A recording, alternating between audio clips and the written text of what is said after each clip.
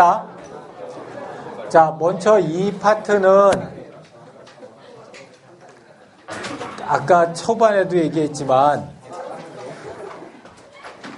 지금 하는 게 아니라 학기 말에 하는 거예요. 학기 말에 하는 건데 그러면 뭐 학기 말에 얘기를 해주지 이걸 갖다가 지금 이렇게 얘기를 해주느냐 하면은 왜냐하면 이걸 갖다가 제대로 하려면은 상당히 많은 시간과 노력이 들어가요. 상당히 많은 시간과 노력이 들어가기 때문에 지금 이걸 갖다가 먼저 보고 그 다음에 여러분들이 이제 디자인을 하고 프로토타입을 만들고 이밸리에이션을 할 때마다 우리가 최종 발표 때는 이걸 갖다가 보여줘야 된다라는 걸 갖다가 생각하면서 이 컨셉을 갖다가 이런 정도의 스페시피케이션으로 만들어야 된다라는 걸 갖다가 알고 진행할 수 있게 그러기 위해서 지금 이걸 갖다 하는 거예요. 그래서 물론 이걸 한다고 해가지고 이걸 전체를 모두 다 이렇게 디테일한 수준으로 만들어줘야 되는 건 아니지만 그러나 이제 이 시점서부터는 우리가 고민해 봐야 될 게 어떤 거냐면은 테크니컬 모델이에요. 이제 실제 그 테크니컬, 아까 우리 1조에서 좀 앞서 나가면서 이렇게 그렸는데 그 테크니컬한 모델하고 또 중요한 것 중에 하나가 코스트 모델이에요. 얼마 들 거다. 그러니까 뭐 이걸 천문학적인 돈이 들어가는 손목시계를 만들겠다. 라고 할 수도 있지만 그게 굳이 명품이 아니냐는 그렇지 않을 거 아니야. 그리고 이제 그런 것들 또 예를 들어서 방금 아까 팀에서 발표했던 것처럼 초등학생들을 위해 가지고 우리가 이런 깔창을 갖다 만든다 또는 운동화를 만든다 그랬을 때 그게 과연 비용 대비 과연 의미가 있을까. 그 다음에 이런 것들을 가지고서 또 세 번째 스텝으로 굉장히 중요한 스텝 중에 하나가 뭐냐면 트레이드업이에요. 이게 뭐냐면 모든 사람들이 만드는 모든 아티팩트는 다 트레이드업 관계가 있어. 뭘 높이면 뭐가 좀 낮아지는 거예요. 그런 상충 관계를 갖다 적절한 밸런스를 맞추는 게 중요한데 우리가 초보자들은 주로 어떻게 생각하냐면은 좋은 거 더 좋게 만들면 되지 않아? 이렇게 생각하고 상품을 기획을 한다고. 이제 그렇게 하다 보면은 현실적으로 불가능한 그런 상품들이 많이들 나와요. 그래서 제일 중요한 것 중에 나는 사실은 제일 중요한 것 중에 하나는 이런 트레이드업 관계를 갖다가 어떻게 파악해서 걔네들 사이에 균형점을 찾느냐 하는 게 상당히 제일 중요한 것 중에 하나가 아닌가 생각하고 이제 마지막으로 얘네들 갖다가 스텝 다운을 시켜가면서 전체적인 스토리가 제대로 맞게 돌아가는지를 알아보는 거까지가 이 최종 스펙을 갖다가 만드는 거고요. 이 최종 스펙을 만들 때 한 세 가지 정도의 모델들이 있어요. 테크니컬 모델이 있고, 애널리티컬 모델이 있고, 피지컬 모델들이 있어요. 이 세 가지 중에서 애널리티컬 모델은 수학 모델이에요. 우리 수업 시간에 안 할 거예요. 여러분들도 그렇고 나도 그렇고 수학을 갖다가 그렇게 즐거워하는 사람들이 많지 않기 때문에 그래서 애널리티컬한 모델은 우리가 하지 않겠지만 나중에 혹시 여러분들 중에서 관심 있는 사람들은 대학원에 가면 이제 이런 애널리티컬한 모델들을 만들어요. 피지컬 모델은 우리가 수업 시간에 할 거예요. 이건 굉장히 러프하게 할 거예요. 그래서 그게 얼마나 비슷하냐가 아니라 정말 그 해당되는 그 사용 경험을 갖다가 우리가 어떻게 전달해 줄 수 있느냐. 지난주에 우리가 목요일 날 했던 그 수업 정도의 수준에서 굉장히 러프한 그런 피지컬 모델링을 할 거고 이제 오늘 할 내용이 테크니컬 모델인데 테크니컬 모델은 아까도 얘기했지만은 스펙과 그 다음에 코스트 모델 이 두 가지를 갖다 가지고서 접근을 할 거고요. 코스트 모델은 이런 거예요. 그래서 이제 여러분들이 아까 그 모듈러 하면서 그래서 여러분들의 그 스펙 중에 여러분들의 그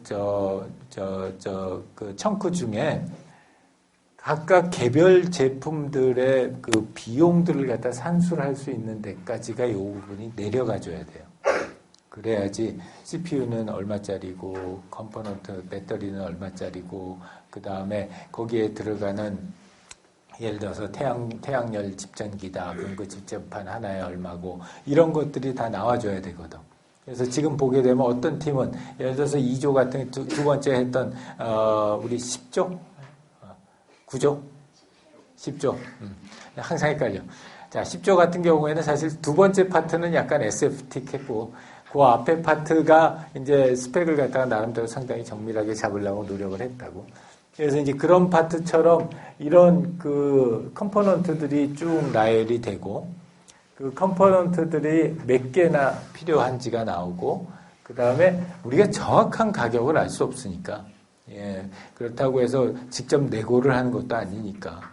그러면은 그 가격의 레인지를 이렇게 주는 거예요. 그래서 높은 가격하고 낮았을 때 제일 내고를 많이 했었을 때 가격하고 이건 어떻게 우리가 이걸 압니까? 정확하게 모르지. 정확하게 모르는데 요새는 이런 부품들 갖다가 파는 인터넷 사이트들이 굉장히 많아요. 그래서 거기 가서 쳐보면은 리스트 프라이스는 알 수 있어요. 그래서 리스트 프라이스를 갖다 가지고서 베리에이션을 한번 줘보는 방법으로 우리 단위 제품에 대한 그 로우 하이를 갖다가 잡고 그다음에 쟤네들 부품 가격하고 이렇게 곱해가지고 하면은 전체적으로 토탈로 최대 얼마 들고 최소 얼마 들 거다 하는 가격의 레인지가 나올 거라고요. 자, 이거는 굉장히 러프한 거예요. 진짜로가 하게 되면 이렇게 해가지고는 망하는데. 그럼에도 불구하고 우리가 이 비ll of material을 해보는 이유는 뭘까?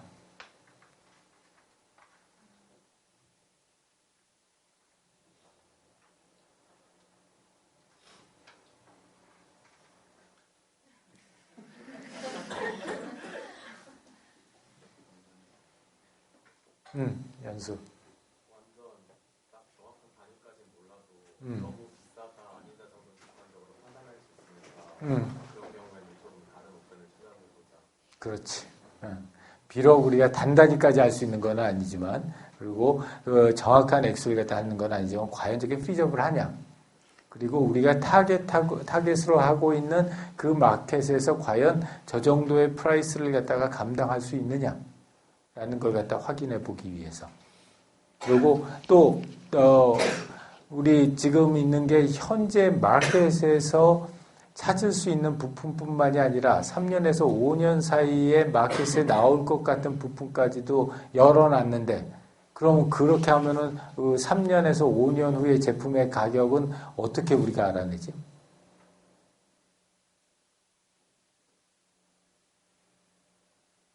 내가 대신 숙제해 주는 중이야 지금. 지금이. 지금 최신 부품 중에 3년, 5년 전에 출시 이전에 초창기 가격을 하고 좋은 엑스트라폴레이션 한다고 그래요, 그거를. 그러니까 이제 현재 가격에서부터 시작해서 3년 전에 있었던 그 가격, 제품의 가격이 얼마였는지를 갖다 알아보고 그만큼의 곱하기를 갖다 해준다는 거죠, 현재 가격에서. 예, 괜찮아요. 그렇게 해도 괜찮고, 제일 중요한 것 중에 하나는 현재 여러분들이 비슷한 아주 똑같은 기능은 아니더라도 비슷한 기능을 하고 있는 제품의 표준 가격으로 치환해도 돼요. 우리가 지금 뭐 정확한 모델링, 코스트 모델링을 하고 있는 게 아니니까 이게 그 목적이 거기 단가 계산을 하는 거에 목적이 있는 게 아니니까. 자, 그렇게 해서 이런 bill of material을 갖다 만들어요. 그래서 여러분 선배들도 이렇게 bill of material들을 갖다 만들었어요. 저게 다 이렇게 만들어 놓고 나면 다들 되게 자신 없어요. 되게 자신 없어 하는데 여기서 이 정도만 돼도 되는 거야. 뭐냐면 7만 원, 싸면은 7만 원. 이건 리모컨이에요. 통합 리모컨인데 싸면은 7만 원, 비싸면 26만 5천 원짜리는. 이게 무슨 의미예요? 아, 이 프로젝트는 이렇게 하면 안 되겠구나.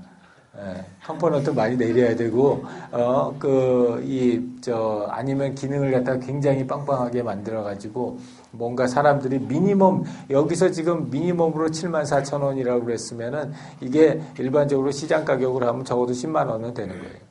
그러면은 이런 그 제품의 타겟팅을 갖다 좀 다르게 해야 되겠구나. 저 정도의 인포메이션을 받을 수 있으면 되는 거예요. 자, 그 다음에 이거 같은 경우에는 우리 조교님께서 학부 시절에 그 파인애플이라고 굉장히 열심히 했던 건데 72만 4천 원 하고 90만 원짜리를 갖다가 했어요. 이거 저거였지? 스마트폰. 그래서 그 당시 이 90만 원짜리를 갖다 과감하게 얘기했는데 이건 뭐 거의 얼추 비슷하게 그 스마트폰 가격을 갖다가 접근해서 만들었어요. 그래서 이런 식 정도의 정확도는 괜찮아요. 그러니까 여러분들 막 단 단위로 맞춰야 되고 10원, 100원 단위로 맞춰야 된다 이런 부담 가지지 말고 이 컴포넌트와 컴포넌트의 가격을 한번 찾아보는 그 경험을 해보는 거예요. 그리고 이게 아주 얼토당치 않나 그런 것만 확인하면 돼요. 세 번째 단계가 이제 굉장히 중요한 단계라고 여러분들한테 매번 얘기했던 것 중에 하나인데 이게 뭐냐면은 아마 여러분들이 경제학이나 이런 거 배우면서 파레토 곡선들 이렇게 많이 배웠을 거예요. 그리고 일반적인 데에서 우리가 얘기하는 트레이드업 관계를 얘기할 때 이런 곡선들을 갖다 해요. 그러면은 이거 뭐 그냥 이렇게 디테일한 내용은 필요 없지만 내용을 갖다 보게 되면 이쪽은 이제 코스트예요. 그럼 이쪽은 퍼포먼스예요. 그러면 당연히 코스트가 높아지면 코스트가 높아지겠죠. 퍼포먼스가 좋아지면은 그리고 코스트가 낮춰지면 퍼포먼스도 낮아질 거라고.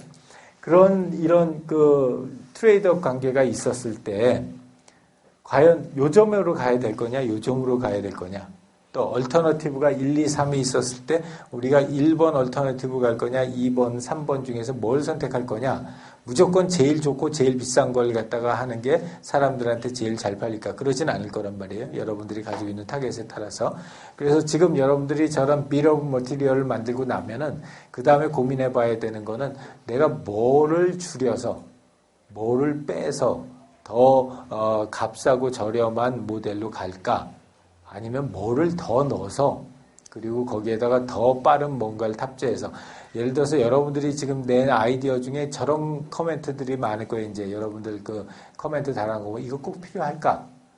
두 가지 예를 들어서 텔레커뮤니케이션 디바이스를 갖다 한꺼번에 넣는데 꼭 두 가지가 다 필요할까? 이런 것들은 그 비ll of material을 만들어 놓고 나서 걔네들이 정말로 이 사람들의 그만큼의 코스트 대비 효과를 갖다 주는가를 갖다 생각해 보라는 거예요. 그러고서 그 리파인먼트를 해가지고 결정하는 그런 단계가 이 3단계고요. 그래서 이 여러분들 그 선배가 했던 것 중에 하나예요. 그래서 뭐 특별하게 좌표의 정확성은 그렇게 중요하지 않아요. 근데 이런 트레이드업 관계를 생각해 본다는 것. 여러분들이 가지고 있는 두세 개의 중요한 팩터들을 가지고서 제품의 스펙에 있는 팩터들을 가지고서 이런 트레이드업 관계가 있다는 걸 갖다가 발견하고 그 트레이드업 관계를 익스플리시틀리하게 디스커션을 해서 적정한 점을 갖다가 선택하는 그 논리가 중요한 거예요. 이제 그 다음에 나중에 이제 여러분들이 직접 제품을 갖다 만들어서 할 때에는 좀 더 정확성이 높고 그런 좀 더 정밀한 모델들을 만들어야 되겠지만 지금은 어떤 제품이나 부품들 간의 트레이드업 관계가 있는지 그리고 걔네들 사이에 어떤 점이 가장 밸런싱 점인지 이런 것을 찾아내는 게 핵심적인 포인트가 되는 거고요. 이제 그런 것들을 전체적으로 넣어서 이제 제대로 돌아가고 있는가 하는 걸 한번 이렇게 쭉 흘러서 한번 논리를 갖다 점검해 보는 게 네 번째 단계고 마지막 단계는 이제 그걸 통해 가지고 이런 형태의 스펙이 나와요. 이런 형태의 스펙이 나오고 여러분들이 선배들이 했던 걸 갖다가 보게 되면은 이런 형태의 이제 최종 스펙이 나오는 거예요. 그래서 이 최종 스펙에서 유닛과 컴포넌트와 그 다음에 얘네들이 가지고 있는 밸류 값들이 나오는 거예요. 이거는 우리가 다섯째 주인가요? 그 처음 스펙 잡았을 때. 그때 얘기인데, 그때 얘기가 훨씬 더 이제 정밀화됐어요. 그래서 이쪽 팩터들, 매트릭스들도 정밀화됐고, 그 다음에 그 매트릭스를 갖다 설명하고 있는 요 부분에서의 메저들하고 그 값들도 이 베리에이션이 줄어들었어요. 그래서 그런 식으로 해가지고 얘네들을 갖다가 만들어 놓은 다음에 그 다음에 저런 걸 해본 거예요. 과연 이게 우리 처음에 만들었던 그런 고객의 니드 분석을 했던 그 니드에 부합하는지 그리고 이걸 갖다 만들어 놓고 이렇게 진행했었을 때 과연 그 가격과 그 니드와 그 우리 타겟이 제대로 부합되는지 그 다음에 과연 이게 앞으로의 발전 방향하고 비슷한 방향으로 진행되는지 우리가 사람 경험에 대한 얘기들도 쭉 했으니까. 그래서 그런 것들을 갖다가 검토해보고 새로운 제품을 생각해보는 것. 그런 것까지가 이 최종적인 스펙의 의미예요. 여러분들이 최종적으로는 이 최종 스펙하고 빌 오브 머티리얼하고 그 다음에 최종 아웃풋 되는 스케치하고 그 다음에 프로토타입이 나온 그게 최종판이라고. 그래서 그런 것들을 가지고서 여러분들의 아이디를 갖다 실제로 구체화시켜 보는 작업을 하는 거예요, 지금서부터. 그러니까 이제 여기서부터는 상당히 구체성이라는 게 중요한 덕목이 되는 거예요. 오케이, 자 질문. 코멘트.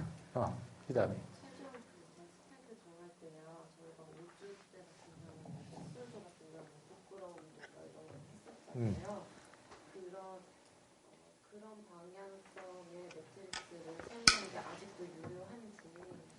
아주 좋은 질문을 했어요. 네, 유용해요. 그리고 좀 더 사실은 그런 매트릭을 구체화시킬 필요가 있어. 왜냐하면 이제는 우리가 이 휴먼 센터 디자인 인간 중심이라고 하는 거기 때문에 거기에 사람의 경험에 대한 매트릭이 들어가야 되거든. 그 사람의 경험에 대한 매트릭은 아까 얘기했던 그런 이 기술적인 매트릭뿐만이 아니라 그 사람들이 생각하고 있는 경험의 질에 대한 그런 매트릭도 들어가 줘야 되기 때문에 당연히 그거 유효해요. 그런데 무조건 많이 넣을 필요는 없어요. 무조건 많이 넣을 필요는 없고 이 제품의 특성에 맞는 것들을 갖다 받아서 넣어야 돼. 예를 들자면은 우리 칫솔이다. 그러면 이제 칫솔을 갖다 했었을 때 사람들이 그 어떤 예를 들어서 그 지각적인 경험에서 이 칫솔이 가지고 있는 그 비비드니스를 갖다가 나는 상당히 높여서 칫솔 자체로 나 데코레이션을 해야 되겠다. 나도 이제 자꾸만 저 팀 따라가서 과장하기 시작하는데 그 데코레이션을 해야 되겠다. 뭐 이렇게 되면은 예를 들자면은 뭐 눈에 얼마나 잘 띄느냐를 가지고서 비비드니스를 가지고서 이 여기 안에 밸류를 정할 수 있어요. 그럼 그때는 그걸 갖다가 어떻게 측정할 것인가에 대한 의견도 있어야 되겠지. 좋은 질문. 또요. 오케이. 자, 없으면 이거는 다음 주에 꼭 다들 만들어 오세요. 그러면은 여러분들의 학우들이 굉장히 즐거워할 거예요.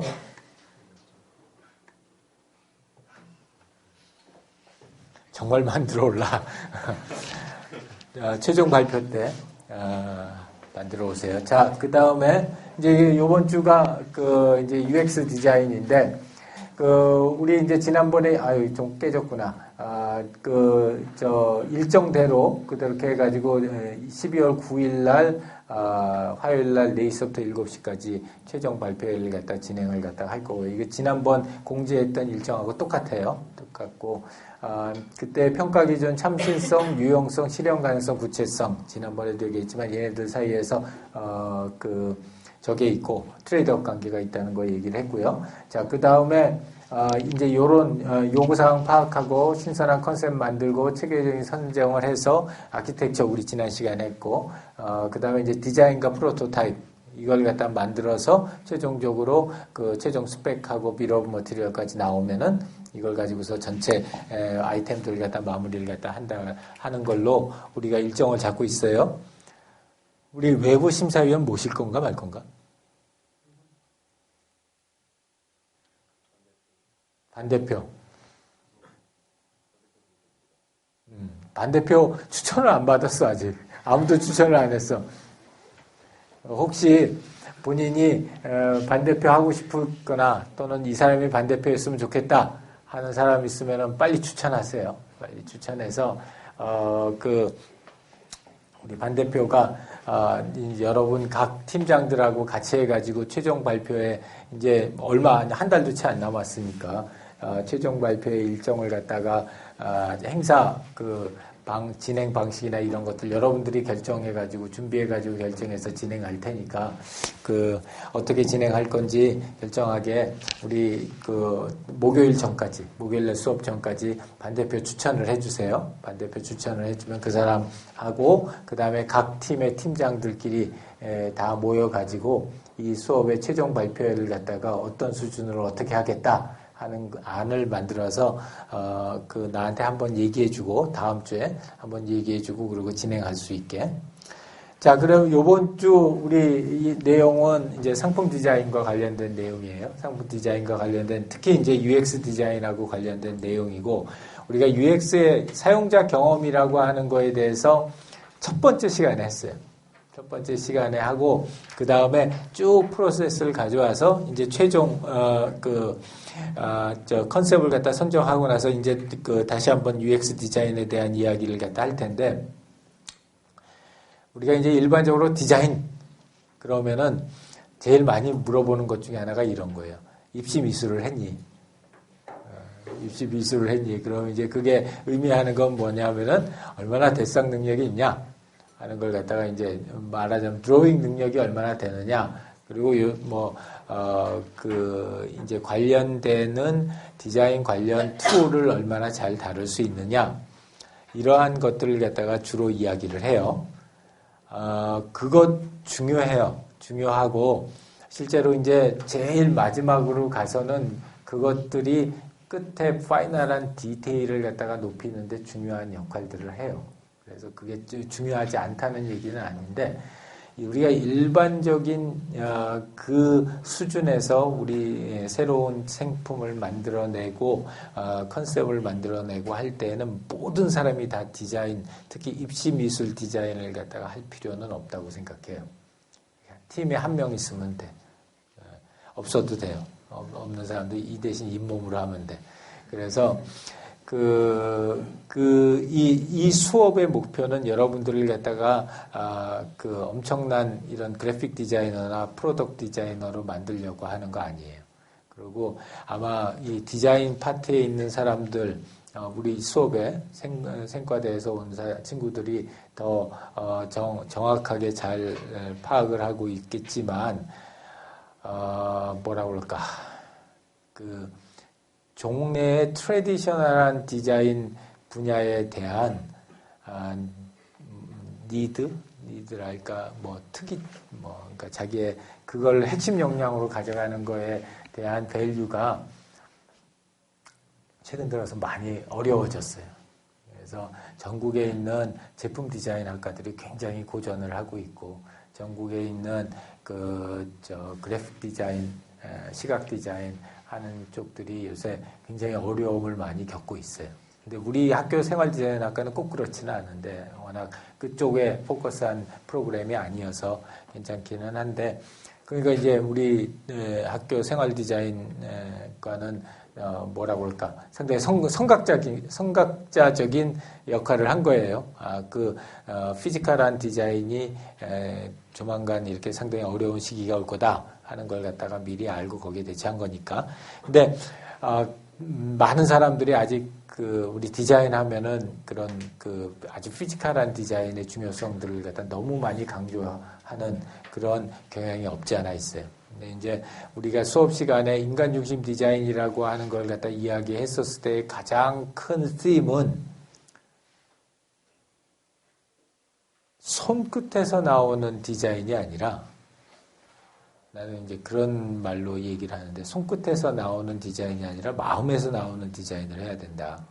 그게 어떻게 생각하면 상당히 말장난인데 이제 내가 전공하고 있는 분야가 UX 디자인 또는 경험 디자인이라는 분야인데 그런 세부 전공적인 측면에서 보면 물론 이제 손끝의 디자인 실력이 좋은 사람이 디자인적인 사고를 잘 하고 이제 거기에서 UX적인 디자인도 잘 해요. 근데 꼭 손끝에 나오는 디자인을 잘 해야지 UX 디자인을 잘하는 건 아니에요.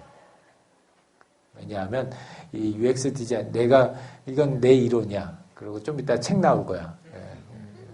요새 그래서 잠을 못 자고 있어서 이렇게 횡설수설하는데 이번 달 말 정도에 책이 나올 텐데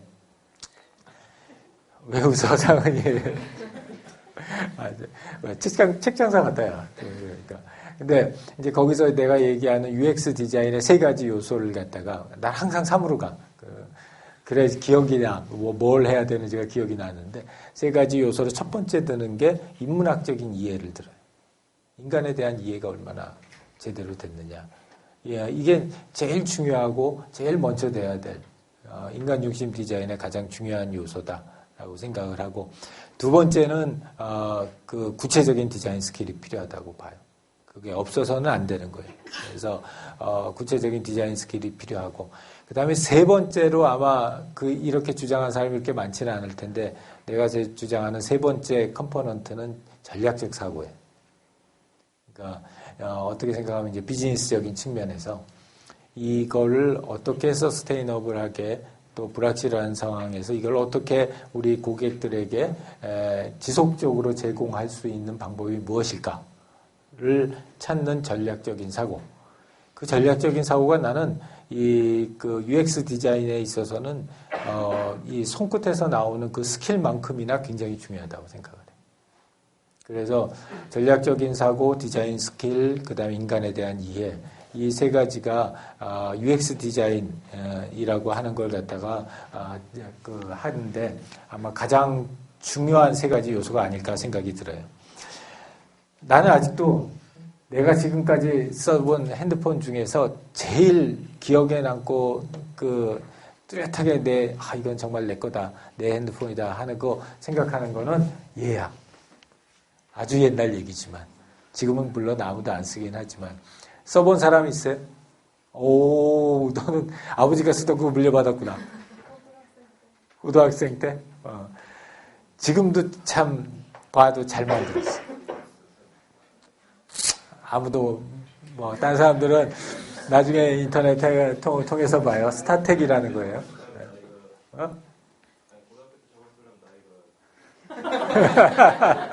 생각보다 지니가 좀 됐어, 나이가. 근데, 이 스타텍, 그리고 이 1996년에 나왔던 얘기고, 그 다음에도 계속 팔았어. 나중에 골드 버전이라고 해서 이렇게 금 테두리 둘린 것도 나왔고, 상당히 많이 나왔어요. 내가 생각했었을 때 가장 획기적인 변화, 그러니까 스마트폰 전에 가장 획기적인 변화로 나는 저 스타텍을 갖다 들어요. 저 스타텍을 그렇게 만들어줬던 이유 중에 여러 가지 이유가 있겠지만 가장 중요한 이유 중에 하나는 아까 얘기했던 그 세 가지 점들을 갖다 굉장히 잘 맞춰준 거예요. 인간에 대한 이해. 이전에 핸드폰들은 다 이 무식한 벽돌같이 생긴 거였어. 벽돌같이 생긴 거였고, 그 다음에 모토로라가 그때는 후발주자였거든. 후발주자였어서 이제 그걸 갖다가 기존에 앞서 나가던 애들 갖다가 어떻게 빨리 따라잡을까를 전략적인 사고를 상당히 했었고, 그 다음에 디자인적인 측면에서, 스킬적인 측면에서도 지금도 나는 손에 이렇게 딱 들어오고, 내가 아이폰을 아직도 6로 많은 사람들이 지금 이렇게 6로 바꾸게 많은 뽐뿌질을 하지만 내가 안 가는 이유, 특히 6S는 안 가는 이유가 이 착용감, 딱 들었을 때 이건 내 거다 하는 생각이 드는 그 착용감이라고 하는 게 나는 5 이상은 아닌 것 같아. 근데 이제 스타텍이 딱 그랬댔어요. 딱 들었을 때 그 착용감이라는 게 그랬어서 이제 이런 스타텍 중심으로 해가지고 이런 여러 가지 그 팩터들, 성공의 중요한 팩터들이라는데 이 성공의 중요한 팩터들이라는 게 다 사람들이 그걸 사용하면서 어떻게 느꼈느냐, 어떤 경험을 했느냐 하고 밀접하게 연관이 되더라는 거예요. 그래서 이제 그 삼성이나 애플이나 이런 회사들이 굉장히 큰 그 사용자 UX 디자인 부서들을 갖다가 운영을 하고 있어요. 이제 요번에 이제 내가 쓴 책에도 LG전자 쪽의 디자인 경영연구소의 안승권 사장하고 삼성전자의 장동원 부사장이 우리 얘기를 갖다 좀 써줬는데, 이제 그 사람들 의견, 이야기를 갖다 이렇게 보면은 아주 확고하게 앞으로 이 UX 디자인 쪽에 대한 인력이나 또는 이 UX 디자인 쪽에 대한 필요성이 점점 늘어날 거다. 이렇게 얘기를 하고 있어요. 요 내용은 우리가 첫 번째 주에서 얘기를 한 거예요. 뭐가 UX냐. 그랬을 때 이게 사람이 어떤 제품이나 서비스를 처음 살려고 마음 먹었을 때부터 그걸 사고 또 나중에 폐기 처분할 때까지 전체 과정. 그래서 사람이 뭘 느끼느냐. 그런 사람의 경험을 디자인하는 거다. 이게 ISO의 개념이고. 그래서 이 유저 익스피리언스 디자인, UX 디자인이라고 하는 거는 익스피리언스 디자인의 한 서브셋이. 그 서브셋인데 주로 뭐를 갖다가 디자인하냐 하면은 제품의 외형 그리고 제품에 어떤 정보가 올라가느냐 하는 거하고 그 제품에 어떠한 자극을 주면은 그 제품이 어떻게 반응하느냐 하는 것 세 가지를 갖다가 주로 디자인을 해요. 이걸 갖다가 우리가 그 제품의 form 또는 표현, representation하고 behavior하고 information 이 세 가지를 갖다 디자인한다고 그래요. 그래서 이런 것들을 갖다 실제로 디자인하는 거고 UX 디자인이 아닌 거 예를 들자면은 이제 이거랑 가장 많이 이렇게 중첩되는 말이 UI라는 거예요. 유저 인터페이스. 그 유저 인터페이스는 앞에서 말했던 세 가지 중에서 첫 번째 보여지는 거. 그런 보여지고 느껴지고 이 손으로 만져지고 하는 그 파트만을 갖다가 주로 특정지어서 얘기를 해요. 그 다음에 UX하고 유저빌리티하고 또 헷갈리는 경우도 있어요. 유저빌리티라고 하는 거는 사용 편리성이라고 하는 거고 그 사용 편리성이라고 하는 거는 UX라고 하는 큰 개념 중에 굉장히 일부분의 개념을 갖다가 우리가 얘기할 때 사용 편리성이라고 해요. 그래서 이렇게 여러 가지 UX에 대한 얘기들이 있는데 UX가 모든 제품에 다 중요한 거 아니에요. 요새 나오는 잘못된 편견 중에 하나가 모든 디자인은 그럼 다 UX 디자인을 갖다가 항상 제일 중요하게 생각하고 다 해야 되는데 꼭 그렇지 않아요. 이 표에서도 보겠지만 핸드헬드 인스트루먼트 같은 경우, 그러니까 우리 스마트폰 같은 경우에 UX에 대한 중요도가 특히 높아요. 왜 높으냐? 우리 인간이 오랜 시간 동안 함께 인터랙션을 해야 되는 그런 디바이스일수록 UX에 대한 중요성이 높아져요. 그러니까 당연히 지금 여러분들 생각하고 있는 웨어러블 디바이스들 같은 경우에는 항상 사람들하고 근간에서 인터랙션을 해야 되기 때문에 UX에 대한 중요도가 높을 수밖에 없는 거예요. 그런데 반면에 이런 산업재 용품들이나 또는 어떤 부품단에 내려갔었을 때에는 꼭 그 UX 중요도가 그렇게 높다고 볼 수는 없어요. 그 다음에 우리가 이제 보통 UX라고 했을 땐 이 두 가지 요소를 갖다 다 포함한다는 거하고 얘기를 해요. 프라그매틱한 니드하고 헤도니스틱한 니드를 둘 다 포함한다. 그러니까 기능적인 목적을 갖다 충분히 충족해주면서 또한 감성적인 목적까지도 같이 충족해주는 그런 두 가지를 갖다가 다 얘기를 하는데 이제 혹자들은 UX를 얘기를 할 때 이것만 많이 얘기를 해요. 그래서 감성적으로 얼마나 이게 따뜻한 감성을 줬냐, 뭐 얼마나 사람들한테 이런 어떤 특정한 정서를 불러일으켰냐 이런 것들을 갖다 강조하는데 꼭 그런 거 아니에요. 이 두 가지가 같이 가야지 사람들 입장에서는 자기가 좋은 경험을 했다고 생각을 하는 거예요. 그래서 이 두 가지를 같이 가져야 되는 거고 셀룰라 폰 같은 경우에도 당연히 마찬가지고요. 그래서 이제 그 UX에 대해서 과연 이걸 갖다가 그만큼 뭐 삼성전자 같은 게 몇천 명짜리 조직을 운영을 하는데 과연 이런 조직을 갖다 운영했었을 때 그만한 효과가 나올까? 뭐 한 5, 6년 전만 해도 그런 거에 대한 고민들을 상당히 많이 했었어요. 10년 전에 특히 많이 했었고, 근데 최근 들어서는 그런 고민들 별로 안 해요. 왜냐하면은 성공 케이스들이 너무 많이 나왔거든. 그러니까 뭐 특히 이제 대표적인 경우가 이제 그 애플 아이폰이 나오면서는 이거에 대한 디베이트가 많이 줄었어요. 왠지 다르거든.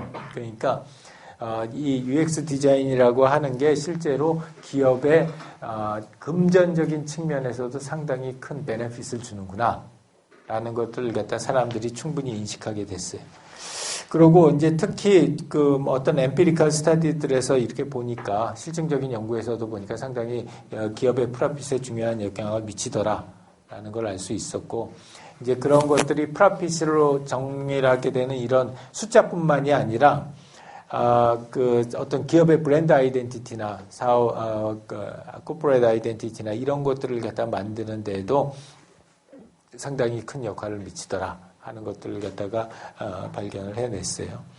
그러면 우리가 그 UX 디자인을 갖다가 언제서부터 시작을 해야 되느냐?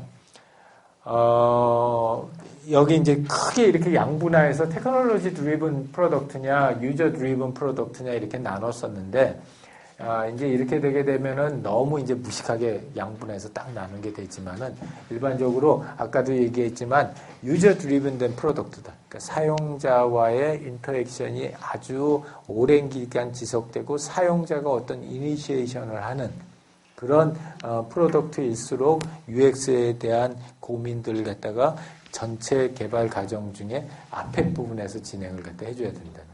그래서 우리가 인간중심 디자인이라고 하는 이 과목을 갖다 설계를 할 때에도 제일 첫 번째 주서부터 이 UX와 관련된 여러 가지 기법들을 여러분들이 실습해 볼 수 있게 한 거예요. 그리고 이거는 또 그냥 내 주장 중에 하나인데 나는 기업에서 지금은 보면은 신상품 기획팀이 따로 있어요. 따로 있고 전략기획팀이 따로 있고 그 다음에 UX팀이 따로 있어요. 그렇게 이제 각각의 팀들이 따로 있고 걔네들이 이제 서로 이렇게 신상품 개발 프로세스에 참여하게 되는 프로세스 기간이 좀 달라. 근데 이제 내가 주장하는 것 중에 하나는 전략기획팀 또는 신상품 기획팀하고 UX팀이 같이 있어야 된다라고 주장을 해요. 그래야지 이 제일 초창기, 특히 이제 이 유저 드리븐 된 제품들일수록 그 부서가 같이 두 부서가 같이 있어야 된다. 그걸 막 강조를 하는데 요새 최근 들어서 트렌드 중에 하나가 상품 기획 부서하고 UX 부서를 갖다 합치는 트렌드가 많이 있어요. 그렇기 때문에 이제 앞으로도 아마 이런 쪽으로 조금 더 콜라보레이션이 이루어지지 않을까. 나는 같은 부서에 놔두라고 하는 가장 큰 이유 중에 하나가 이 부서들이 서로 간에 콜라보레이션이지만 좀 컨플릭트를 많이 하라고.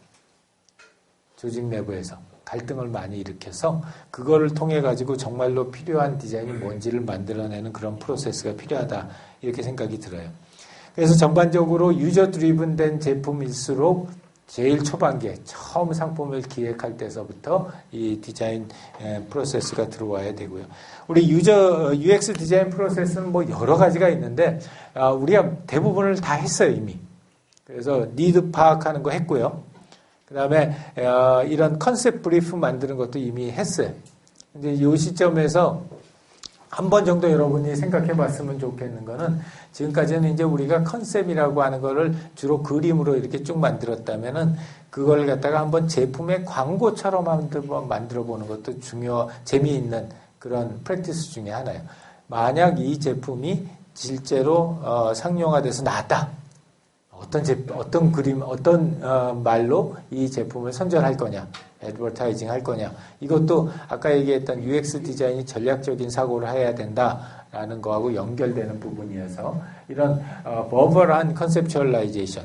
예를 들자면 이런 거예요. 이게 이제 스파크 여러분 선배들이 했던 거예요. 그래서 이 커스터머 니드가 저렇게 있어서 이렇게 버벌한 디스크립션을 이렇게 만들었다. 그 다음에 이것도 역시 여러분 선배가 했던 그런 사례 중에 하나고요. 이런 식으로 해가지고 일단은 버벌한 디스크립션으로 여러분의 컨셉, 지금까지 나와 있는 컨셉을 정리해 보는 거. 그 단계가 하나가 있고 두 번째는 이제 그걸 가지고 이렇게 아주 러프하게 썸네일 스케치를 갖다 그려요. 여러분들 중에 굉장히 많이들 이미 이걸 갖다 했고 여러분들 팀 여행에 많이 했기 때문에 특히 강조할 필요는 없을 것 같은데 이제 특히 어디에다가 이 시점에서는 보여지는 거 실제로 어떤 식의 보여지는 거고 어떠한 형태를 가질 것이냐 하는 걸 가지고 하고요. 그래서 이런 컨셉 스케치를 갖다가 많이들 하라고 추천을 해요. 여러분들이 꼭 미술 공부를 안 했어도 돼요. 빌 벅스턴이라고 이런 UX 분야에 굉장히 유명한 학자가 있어요. IBM에 오래 있었고 이 사람이 쓴 책 중에 스케칭 유저 익스피리언스라는 책이 있어요. 그래서 여러분들 혹시 이쪽 부분에 관심이 있으면은 우리 학교 도서관에도 있고 상당히 베스트셀러였기 때문에 여러분들 디자인 백그라운드를 안 가지고 있는 사람들이 디자인 스킬을 가지고서 이런 UX 디자인을 할 수 있는 여러 가지 스케치 기법들을 갖다가 그 책에서 제시를 하고 있어요. 그래서 한번 그걸 보는 것도 좋을 것 같고. 그래서 이때 스케치는 저 위에 있는 수첩처럼 저런 정도의 수준이어도 충분해요. 그래서 실제적인 룩앤필의 모습이 어떠냐 하는 걸 보여주는 거고. 이제 그 실제 이런 걸 할 때서부터는 엔지니어링 디파트먼트하고 이 UX 디파트먼트가 타이틀리 커플도 돼가지고 움직이는 게 굉장히 중요해요. 그리고 실제 기업에서도 그러고. 그 다음에 이제 렌더링을 해요. 우리 이제 지난번에 오늘도 렌더링을 이미 한 팀이 있는데 꼭 이런 정밀한 모습의 렌더링 아니어도 돼요. 렌더링 소프트웨어 못 쓰면 손으로 그냥 해도 돼요. 그래서 3차원적인 모습을 보여주는 거고, 여기에 있는 왼쪽에 있는 그림 또 오른쪽에 있는 그림들은 전부 다 여러분 선배들이 디자인 경험 없는 친구들이 그냥 그린 거예요. 그래서 저런 식으로 그려도 충분히 모습을 갖다 표현할 수 있으면 되고요. 그 다음에 이제 그 사진을 갖다 합성을 해가지고 이렇게 만드는 경우도 많이 있어요. 최종적으로 나오는 게 이거예요. 컨트롤 드로잉. 컨트롤 드로잉에서 스펙을 잡고서 하는 거. 이건 뭐 여러 가지 소프트웨어들도 많이 있고 이제 실제로 그릴 수 있는 방법들도 있어요. 자, 이거는 지금 그리는 게 아니라 지금서부터 저걸 이미 그린 팀도 있고. 일조는 이미 그렸는데 컨트롤 드로잉 그렸는데 이거는 최종 발표 때 그려요. 최종 발표 때 그리는 거고 그 최종 발표 때는 꼭 이렇게 정밀하지 않아도 돼요. 중요한 거는 이 해당되는 스펙의 크기하고 넓이가 얼마나 되는지를 갖다 보여주는 게 중요한 거고 이게 이제 여러분들 선배가 최종 드로잉 했던 거예요. 이거는 특별한 소프트웨어 쓴 게 아니라 자기가 그냥 그렸어요. 그래가지고 그 자대고 그린 거야 그냥. 그리고 이것도 역시 마찬가지로 특별한 소프트웨어 안 쓰고 자기네가 그림판에다 그냥 그린 거예요. 그래서 이렇게 해도 되고 이제 아까처럼 그 전문 소프트웨어 요새는 전문 소프트웨어도 그렇게 어렵지가 않아서 그 전문 소프트웨어를 갖다 써도 돼요.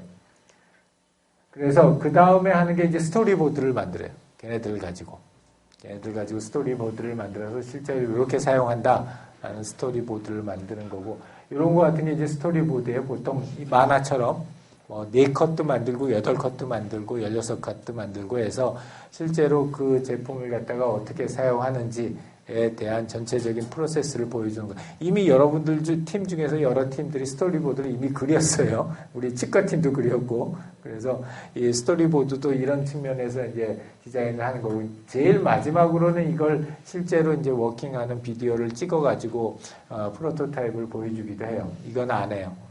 이거 한 편 만드는데 몇 억씩 들어요. 몇 억씩 들고 이것만 전무를 하는 회사들이 있어요. 그래서 이제 CES 쇼나 이런데 가면은 이런 거 전문적으로 해주는 회사들이 주로 많지 않은 회사들이 이 동일한 제품들 여러 가지 제품들에 대한 이런 동영상들을 만들어요. 근데 요거는 우리 수업 시간에 하기에는 너무 많은 내용이어서 이건 아니고요. 그래서 이런 스틸컷 같은 거 가지고서도 충분히 할 수가 있어요. 그래서 스틸컷으로 사진을 갖다 여러 개 찍어서 연결해 놓으면 그 자체가 또 이것도 스토리보드가 되니까. 그래서 아주 뭐 러프하게라도 이런 스토리보드를 만들어 보는 것도 중요한 그런 스킬 중에 하나예요. 그래서 프로젝트는 컨트롤 다이어그램은 최종 발표 때까지. 우리 지금 스펙도 그렇고 빌 오브 머티리얼도 그렇고 컨트롤 다이어그램도 그렇고 얘네들은 지금서부터 여러분들이 생각은 하지만 지금 당장 그려낼 필요는 없는 거예요. 지금 당장 그려낼 필요는 없고 또 이제 지금서부터 프로토타이핑, 테스팅, 또 플래닝, 이 퓨처 플래닝 같은 거 하면서 점점 더 구체화시켜 나가는 작업을 하면 돼요. 지금 하는 거는 여러분들 컨셉에 대한 버블 디스크립션. 이거 대부분 팀이 이미 돼 있어요. 그래서 이미 컨셉 디스크립션 돼 있는 거를 지금 해보면서 여러분들이 바뀌어진 부분을 갖다 다시 한번 검토해 보는데 이 버블 디스크립션을 광고처럼 생각해 보라는 거예요. 우리 광고 문화를 짠다. 그렇게 되게 되면은 여러분들의 제품을 어떤 식으로 광고할 거냐. 한번 생각해보고 스케치 앤 렌더링은 그 수준이 여러분 얼마나 잘 그리냐가 중요한 게 아니에요. 얼마나 여러분들이 생각하고 있는 그 제품의 특성이 그림 속에서 잘 나타나 있느냐가 중요한 거고 그 다음에 스토리보드나 아니면 그 여러분들 지난번 수업 시간에 했던 스톱 모션을 가지고서 실제로 어떤 스토리보드로 어떤 시나리오로 얘가 움직여질 것이다 하는 내용들 갖다 그려보는 거. 그게 우리 다음 주까지 여러분들이 이제 이 UX 디자인 쪽을 한번 실제로 해보는 여러분들 팀 프로젝트가 될 거예요. 자, 질문. 없어요? 오케이. 지금까지 나온 아이디어를 좀 바꾸면 안 되는지. 바꿔도 돼. 상관없어. 바꿔도 돼요. 또요. 최종 발표 때는 좀 오모 발표. 최종 발표 때는 여러분들이 100% 마음대로요. 뭐를 발표하느냐가 중요한 게 아니라 뭐가 중요하다가 더 거기 있잖아. 팩터들이 구체성, 실현 가능성, 참신성 이런 것들을 어떻게 부각시킬 것이냐 그게 중요하고. 또요. 수고했습니다.